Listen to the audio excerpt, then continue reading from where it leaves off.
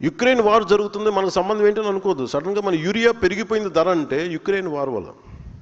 అంటే ఇది ఎందుకు చెప్తానంటే సామాన్య ప్రజానీకానికి ఇది అవసరం లేదు, కానీ యాజ్ అ పొలిటికల్ లీడర్స్ మీకు అవగాహన ఉన్నదానికి మీకు ఇది అవగాహన లేకపోతే అంతర్జాతీయ సమస్యల మీద, స్థానిక సమస్యల మీద మీరు బలంగా మాట్లాడాలి. ఎందుకు నేను ఇది మాట్లాడుతున్నాను, మేము ఇందుకోసం మాట్లాడుతున్నాను అని బలంగా చెప్పడానికి మీకు ఆ అవగాహన ఉంటుంది.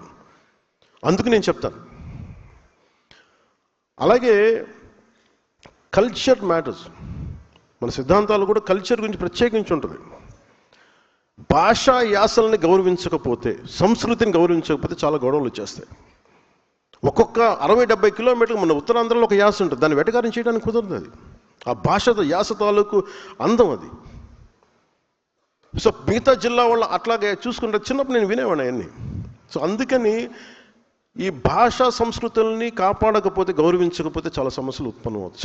సో ఇట్లాగే అన్ని ఈ భాషా సంస్కృతుల్ని కాపాడకపోతే, గౌరవించకపోతే చాలా సమస్యలు ఉత్పన్నమవుతాయి. సో ఇట్లాగే అన్నీ పెట్టుకునే దీనిని ఇవన్నీ కలిస్తేనే భారతదేశం అనే దానికి బలంగా ఉండడానికి ఏమి చెయ్యాలి అన్న దాంతో పెట్టిన ఇవన్నీ ఈ సిద్ధాంతాలు.